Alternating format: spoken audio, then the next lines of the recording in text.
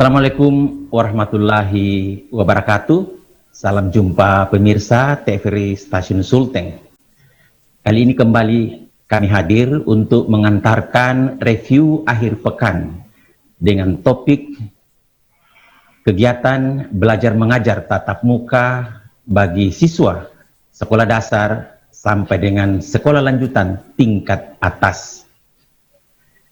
Proses pembelajaran lewat tatap muka memang berhenti selama beberapa bulan belakangan ini akibat kondisi COVID-19 yang telah membuat berbagai situasi pembelajaran berubah secara total.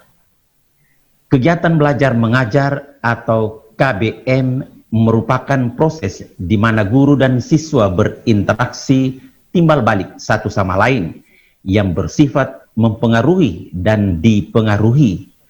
Keberhasilan suatu kegiatan belajar mengajar ditentukan banyak faktor, terutama dari dalam guru dan siswa itu sendiri. Inti proses belajar mengajar adalah tingkat keefektifan dari pelaksanaan KBM. Tingkat keefektivitasan pembelajaran dipengaruhi juga oleh perilaku guru dan siswa di saat membangun interaksi dan komunikasi. Suasana dimaksud termasuk face-to-face atau tatap muka langsung atau menggunakan ruang virtual melalui internet atau dalam jaringan. Perilaku guru yang efektif antara lain mengajar dengan jelas, menggunakan variasi metode pembelajaran, memberdayakan peserta didik, dan lain sebagainya. Sedangkan perilaku siswa antara lain disiplin belajar, semangat belajar, kemandirian belajar, aktif belajar, dan sikap belajar yang positif. Salah satu indikator tingkat keefektifan dan keberhasilan suatu KBM dapat dilihat dari besar kecilnya prestasi belajar siswa. Prestasi belajar adalah kemampuan yang meliputi segenap ranah psikologi, yaitu kognitif, afektif, dan psikomotor, yang berubah sebagai akibat pengalaman dan proses belajar peserta didik. Di Sulawesi Tengah, khususnya di Kota Palu, pada dasarnya sudah berpeluang digelar proses pembelajaran secara tatap muka. Hal ini didasarkan pada kondisi COVID yang telah ditetapkan sebagai zona kuning atau hijau. Kemendikbud telah memasukkan Kota Palu dalam list yang aman dengan tetap menaati protokol kesehatan. Namun demikian, masih dibutuhkan regulasi dalam bentuk surat keputusan Gubernur Sulawesi Tengah, Dr. Andus Haji Longki Janggola, sebagai pemegang tingkat kebijakan di daerah ini. Dan itu juga yang akan menjadi pegangan operasional Dinas Pendidikan dan Kebudayaan, termasuk Dinas Pendidikan dan Pengajaran Kota Palu. Kepala Dinas Pendidikan dan Pengajaran Kota Palu, Ansar Setiadi, juga sedang menunggu regulasi tersebut sebelum melaporkan kondisi kesiapan pelaksanaan kegiatan belajar mengajar untuk seluruh satuan pendidikan dalam wilayah Kota Palu. Fakta yang ditemukan di lapangan menunjukkan bahwa pelaksanaan pembelajaran daring selama ini dinilai banyak orang tua siswa sangat membebani, bukan hanya terkait biaya tetapi juga kekhawatiran dalam hal tingkat penerimaan materi ajar dari guru melalui ruang virtual yang menurut mereka tidak efektif bila diukur dari sisi kognisi, afeksi, dan psikomotorik. Tentu saja prestasi menjadi cita-cita luhur peserta didik termasuk orang tuanya. Diakui atau tidak, bahwa pembelajaran daring tentu sangat berbeda dengan pembelajaran tatap muka langsung di ruangan. Sebab face to face memungkinkan siswa membangun interaksi yang lebih cepat dan dinamis dibandingkan dengan dalam ruang virtual yang banyak kendala, belum lagi menyangkut jaringan internet yang tidak stabil. Orang tua pun merasa bahwa prestasi anak-anak mereka mengalami kondisi reduksi atau penurunan dengan sistem pembelajaran virtual. Dari pandangan tersebut dapat dikatakan bahwa prestasi belajar adalah bagian yang sangat penting dalam dunia pendidikan karena menjadi salah satu alat ukur sampai sejauh mana tingkat pemahaman siswa dalam memahami suatu materi. Tujuan dari proses pembelajaran salah satunya adalah terbentuknya pribadi siswa yang penuh kedisiplinan sebagai tindakan yang menunjukkan perilaku tertib dan patuh terhadap berbagai ketentuan dan aturan. Melalui sikap disiplin, seorang siswa akan lebih teratur dan terstruktur, baik perilaku maupun sikap dalam menerima pembelajaran.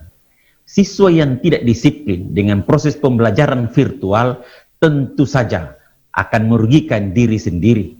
Sementara itu, proses pembelajaran tentang disiplin ini memerlukan tumbuhnya suatu keyakinan dalam diri siswa, sehingga siswa akan dengan sendirinya mengikuti peraturan yang guru berikan, termasuk ketaatan dalam jadwal penerimaan materi melalui jaringan virtual yang sudah disepakati jadwal dan materi ajarnya. Guru juga dapat memberikan penjelasan kepada siswa hubungan antara sikap disiplin belajar dengan prestasi, sekalipun dalam proses pembelajaran yang tidak sesuai dengan tatap muka langsung.